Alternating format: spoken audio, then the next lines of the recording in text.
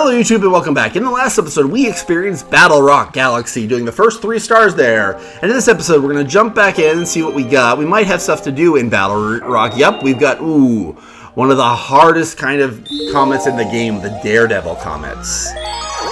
Daredevils are tough. Daredevils are the second most famous comet in this game.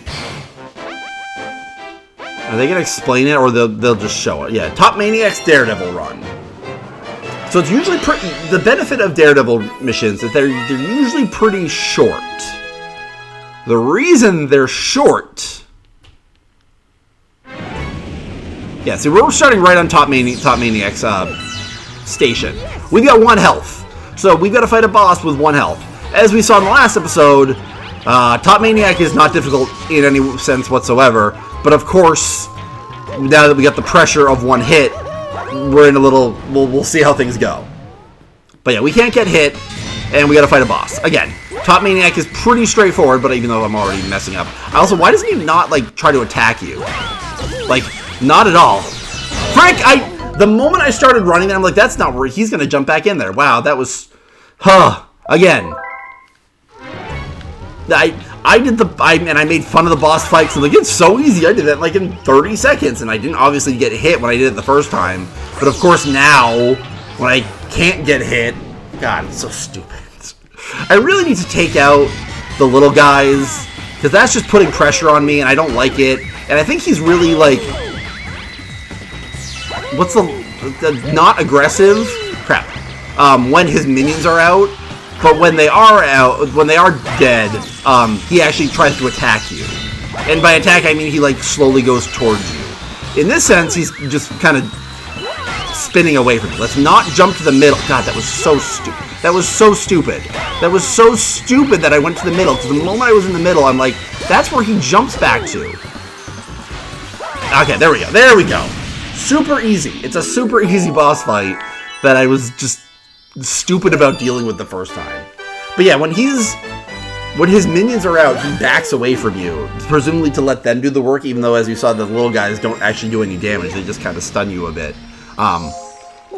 Whereas when his minions are dead, that's when he'll actually be a little more aggressive. He's not difficult either way, but I was just stupid.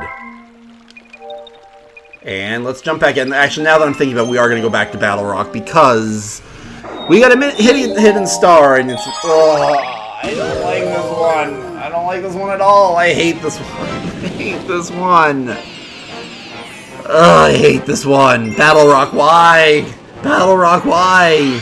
The rest of Battle Rock is just this super cool, like, space adventure where you're breaking into this system and battle station, and you're just, it's cool. It's just fun, and it's just cool. And then the last star just sucks. It just sucks. Even though it is actually going to introduce us to something, which I do like, but it's not worth it. That is going to destroy it. Okay, so we do need star bits, because as we saw in the last episode, we have to worry about the Hungry Luma. So we're going to have to get the Rainbow Star and destroy those Chain Chomps again, because I think he wants like 100 or something. So you need to use the Rainbow Star to do it. I'm pretty sure we got all the star bits we could in this area. Let's go. It's always bothered me how it takes a second or two for the launch stars to spawn. That bugs that, because like they don't pop into existence right when you free them or do whatever you need to do with them, so it's always annoying. Let's get our Bob-omb. Now we want to go to yellow, because that's where the Rainbow Star is. We do that, and then we're gonna have to break all these Chain Chomps again, which is fun. Fun part of the star. Very fun part of the star. I mean, I could be wrong. I could be wrong about this star. I'm pretty sure I'm not, though, because it's kind of hard to forget something you really don't like. But again, at the same time, like, you almost need stars like this, like, just for like the community aspect, so everyone can remember that one star. Because like, no game or anything is perfect exactly. Hey, yeah, you got any Stacy Star bits? If you give me, well, how much do you actually need? Please don't say it's 100, because I only have 80. Oh, you only need 30? Oh, that's easy. But yeah, every game in any movie or whatever, in any show, needs its imperfections. And that's something that the community can bond over. I think of Avatar, The Last Airbender, with The Great Divide. The Great Divide sucks. It's easily the worst episode, and nothing could ever be worse than the Great Divide in Avatar: The Last Airbender. But Avatar: The Last Airbender is such a nearly perfect show that the Great Divide stands out and is even more memorable because of it. Anyway, this is the ammo depot, not a garage dump. What, do people think they can just toss their trash here and it'll magically disappear? Hey, we have plenty of bombs. Maybe use them to blow up all this trash. Yeah, sure. Gee, thanks. Oh, and it's time. I frickin' hate this store. So yeah, remember how I complained, or how I mentioned, that the bob-ombs have a oddly memorable amount of time to explode? Yeah, this is why. It's timed, but your success hinges on the bob-ombs. Basically, you either do this perfectly or you fail. And come on, blow up, come on! God! Oh, thank God, thank frickin' God. So yeah, well, obviously what you're aiming for is those yellow lights on the ground, but if you don't do it perfectly, you lose, because if that last bob-omb didn't destroy those, there was nothing I could do. Thanks, really helped me out. Thank God that's done. Thank God that's done. Hate that one. I hate that one. I hate it. Ah, it's awful. I will say that that little robot guy, freaking love him. Their names are Gearmo. We'll see a few more of them. I freaking love the Gearmo. They're probably my favorite race in Mario Galaxy. I love them. They're so fun.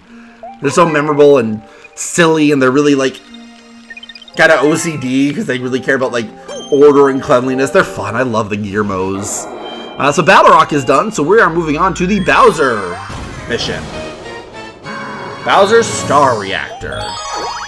And no more Bowser Jr. and Mega Leg this time. We got Bowser. The Fiery Stronghold. This will introduce us to another fucking amazing song.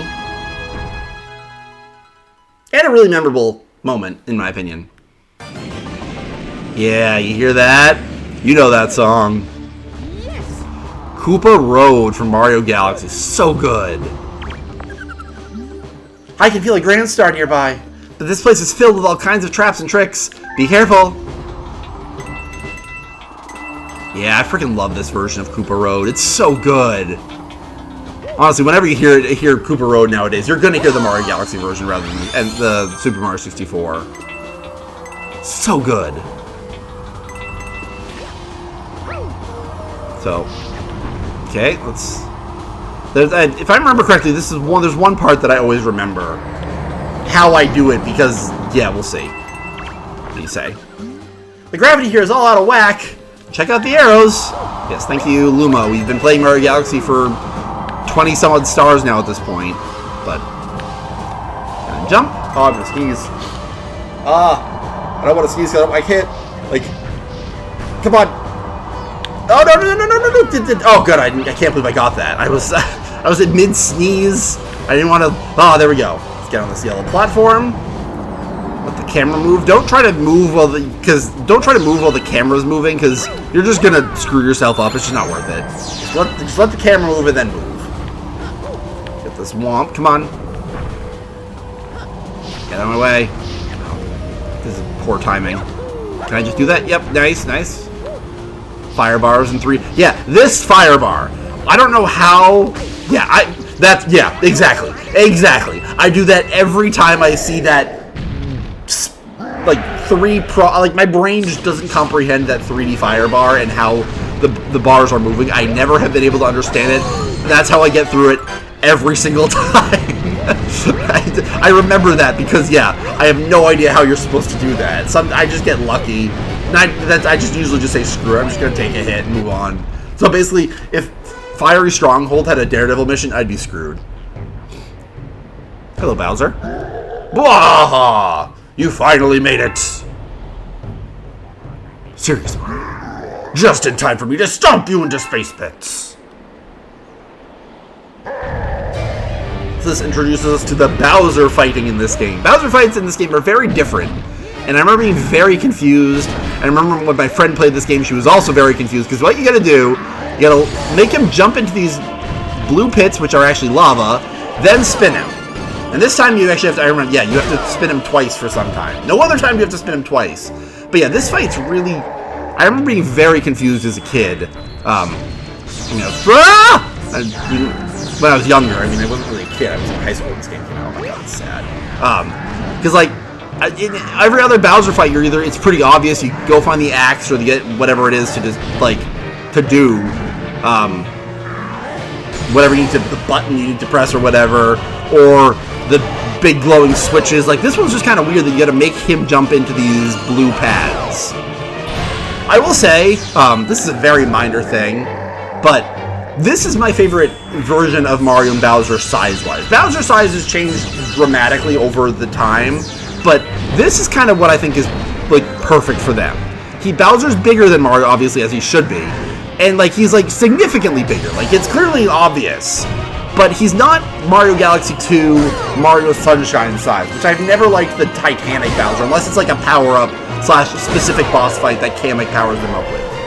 I like this size of Mario and Bowser. Maybe because it's similar to how their sizes are in N64 in this game, so like it just fits. What? How? Foolish Mario, my plan is far too along now. You really think you can stop me? Waha! Another thing I really like about this game, Bowser has a master plot that you don't actually know about. It's not anything super crazy, but I was actually thinking about this earlier today, actually. Because I was thinking about what I said in the last episode of Mario Galaxy 1 versus Galaxy 2, also.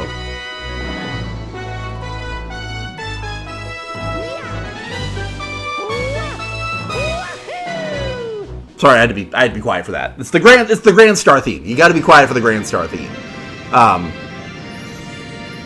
But what I was saying about the difference between Mario Galaxy 1 and Galaxy 2, and I don't want to get super into it, but just because I just don't think it's necessary. Well, so we'll watch this part. Comet Observatory is lighting up. We got our third Grand Star. Looks like the third out of 6, which is pretty great. And we got a new dome, which we'll start in this episode. Ba-ba-da-ba-ba-da. Ba-ba-da-ba. I also like how we had exactly 1,000. Yeah, we've got all the stars unlocked in the kitchen. He rescued another Grand Star, and power is returned to another dome in the back of the observatory. But I still don't think we have all the star power we need to fly the observatory through the universe. The villain who kidnapped your special one took her far from here, to the center of the universe. Once our star power is restored, the observatory will be able to go there. Then you can reunite with your special one. Unless you could be my special one, Rosalina. Just saying, it's an option. So, what I was thinking about before, with the comparison to Mario Galaxy 1 versus 2, is that, also, I love that the music updates as we go. Like, this is, like, the observatory theme, like, gets more grand. I just freaking love it. Anyway, what I was thinking of, is the difference between story versus plot. And Mario Galaxy doesn't need a crazy story, or Mario in general doesn't need a crazy story. Also, yeah, we've already got the enemy base of the kitchen. We're obviously not doing that yet, but it's funny that we could do it already now. Mario doesn't need a huge plot. It doesn't need this complex story and characters, but it doesn't need a complex story, but it does need a plot. It does need a reason for things to happen, and like a push-pull of the world, you know? And Mario Galaxy 2, I feel like, doesn't have a plot, but Galaxy 1, in my opinion, does. Which we'll get more into it later, but... Oh, this one's fun. Beach Bowl, yeah. We'll do the first star of Beach Bowl before we move on. Beach Bowl is really fun. Beach Bowl is very fun and memorable. As much as I dislike... I don't want to say dislike it. It's not dislike. As much as Mario Sunshine frustrates me, that's a really good word for it. As much as it frustrates me, the tropical aesthetic is so freaking good. And, like, this is clear, like, oh, I freaking love Beach Bowl. We got penguins. The penguins are back. Yeah, this is Beach Bowl, pretty much. Penguin Paradise. Freaking love it. This is one of my favorite galaxies. If you want to know about swimming, ask us penguins. We're friendly. Are you? I don't know. I don't know if we can trust people just because we say they're friendly. Yeah, they're friendly. The penguins are awesome. Come on, I want to jump. I need to stop moving. Jump. No, Mario, stop swimming. Jump out of the water. Okay, can you not jump out of the water? Fine. Fine. I thought you could. We'll just long jump. There we go. I wanted to do this. Woo! We got this vine. This looks so fun. I mean, this actually looks terrifying. But, like, this is so cool. And you can flip. Woo! I love beach ball. This one's so fun. You see the sparkly things? Yeah, I saw those in the opening. There was a sparkly in the ocean. So, chunks, huh? Yeah, chunks. The students are distracted by the sparklies. This is Coach. We met him in, when we did, what's it called? The ray surfing, where we first met our penguin friends. But this is really where the penguins live. Like, this is their home. They live in Beach Bowl. And I freaking love it. I freaking love the penguins. Beach Bowl is awesome. Again, as much as Mario Sunshine frustrates me, freaking the tropical aesthetic is always fun. Just Mario Sunshine did other things wrong. And if you want my full thoughts on Mario Sunshine, you got my entire Let's Play. Really just watch the Blue Coin collection at the end, and you can see me mentally deteriorate. What do we got? What do you say? Want to swim faster? Try spinning. Yeah, so spinning is very important. And unlike the land, there's no limit to spinning. So yeah, you just want to spin. This is actually something they took out in Mario Galaxy 2, which, in my opinion, makes more sense, even though, like, I think this is more fun, kind of. And just saying that out loud makes me think of the Zora swimming in Majora's Mask and Majora's Mask Remake, where I think it was more fun in the original, but I think what they did in the remake makes more sense. And I remember people, for lack of a word, bitched that it was different at all. And again, it wasn't as fun. So I understood the complaints, but from a gameplay perspective, I understood why they changed it. Excuse me. Do not need to talk to you. Star Bunny. Introduced. Yeah, he's just going to talk to us about jumping and spinning. Which, wow, if you really hadn't done it at this point, I guess you could have. If this is one of your first video games, you could have hypothetically skipped the Camellia's fight, which introduced me when I was a kid. I hate saying I was a kid, but, like, how old is this game? Like, this game is ancient. Like this game is old. Like, well, for video games. For video games and how quickly media and whatnot move nowadays. This game is old. But, because it came out on the Wii, which is like, Jesus. Like, 2007, like, oh my god, this game's almost 20 years old. Can I say I was a kid if I was in high school? Like, when do you say you're a kid? Because I only think of a kid, like, I'd say middle school me was a kid. But high school me, I wouldn't say as much of a kid. Right? Is that fair? I don't know. We'll call it an episode, though. We did a few things. We fought Bowser, which is important. And we unlocked the kitchen and started Beach Bowl. In the next episode, we'll surely jump back. Oh, we unlocked a bunch of things. We got Rosalina's storybook, and we've got the Hungry Luma. Rosalina's storybook. I don't know when I want to do that. We'll probably do that later. Once I know we have unlocked everything. But for right now, we'll call that episode. In the next episode, we got a Hungry Luma. We got stuff to do in the kitchen. We got stuff to do. See you guys later.